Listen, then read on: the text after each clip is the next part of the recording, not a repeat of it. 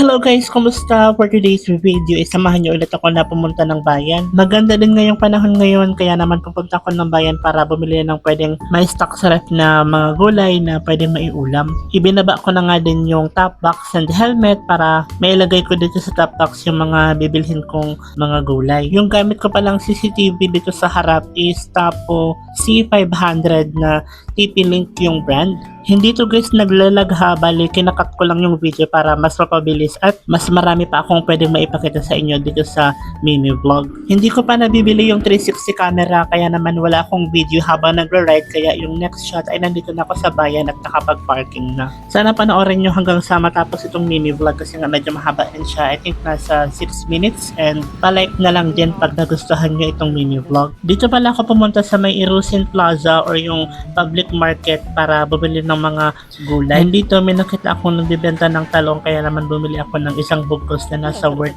50 pesos, and pinagdagdagan ko pa ng 2 peraso pa na talong, and umabot na siya ng 75 pesos total. After ko nga na mabayaran ay lumipat naman ako sa kabilang tindahan para bumili nitong ganitong gulay, and bumili nga ako ng worth 20 pesos neto and 60 pesos din doon sa gulay na pangpakpit. Bumili din ako dito ng 3/4 kilo na pansit bato, kaso nga lang hindi ko na na-videohan. Tapos nagpasabay din ako ng 1 kilo din itong toge. Yan nga yung mga binili ko dito sa bayan, and nasa 200 pesos yung binayaran ko sa tindahan na to plus yung 75 pesos kanina sa talong.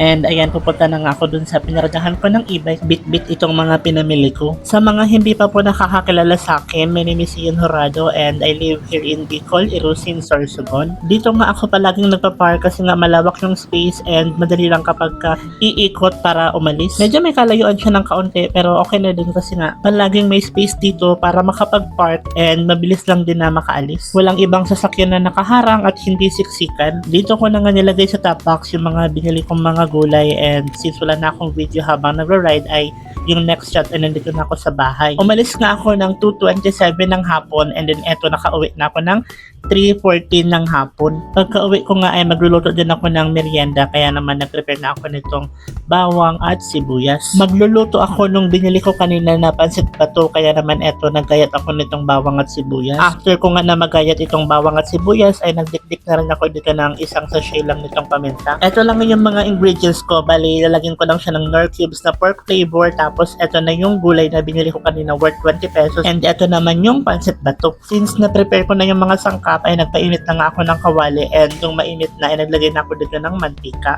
And then una ko nang nalagay itong bawang, tapos hintayin ko lang na medyo mag-brown at bumango, and then sinunod ko na din itong sibuyas. And nung bumango na ay nilagay ko na din itong mga gulay. Hinalo-halo ko lang nga siya ng kaunti, tapos nilagyan ko na din to agad ng mainit na tubig para hindi siya ma-overcook. And hindi ko na ngayon hinintay na kumulo pa, bali naglagay na ako dito ng mga pampalasa tulad nitong toyo, tapos itong Knorr cubes na pork flavor. Tapos ayan, hinalo-halo ko lang, and then maglalagay din ako dito ng isang sachet ng paminta, tapos maglalagay din ako dito ng konting-konti lang na asin and suka. Hinalo-halo ko lang ulit para maging even yung lasa, and then sinunod ko na ilagay yung 3/4 na kilo nitong pansit. And ayan na ngayon guys yung way ko na pagluluto nitong pansit bato, and mabilis lang naman ito maluto, kaya konting paghihintay na lang ay luto na itong pansit at pwede nang kumain ng merienda. Tinatawag pala to na pansit bato kasi yung pinaka-original na gumagawa nito is taga Bato, Camarines Sur, which is lugar dito sa Bicol. Bicol products nga ito, and masarap kahit wala masyadong sahog. Luto na nga rin pala itong niluto ko na pansit bato, kaya naman kumuha na ako ng kakainin ko ngayon for merienda, tapos dinala ko na dito sa kwarto ko sa itaas para dito na ako kumain at makapag-video. Anim pala kami dito sa bahay guys, kaso nga lang hindi ko na sinasama sila sa vlog ko kasi nga ayaw ko na maging interesado sila sa pag-vlog ko at magbasa ng mga comments or manood palagi ng mga videos ko, kasi nga diba may mga comments dito na hindi maganda, and sila yung mas maaapektuhan kapag mabasa nila yun. Kaya naman palaging ako lang yung nakikita dito sa mga vlogs ko, and ako lang din yung nakakabasa ng mga hindi magandang comments. Normal lang naman na merong mga hindi magandang comments, pero syempre sa mga taong hindi alam yung kalakaran sa social media ay malulungkot or magagalit.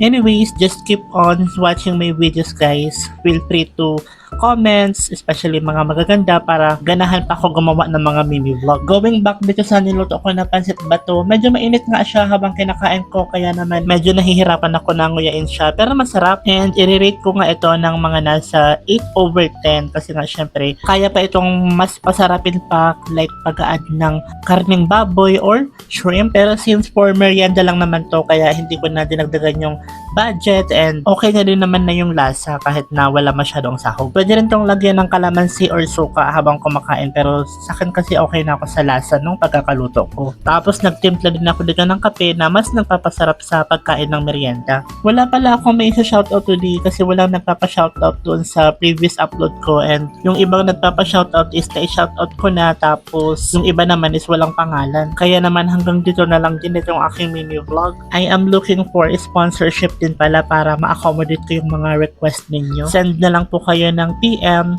Thank you so much po and God bless us all. Bye!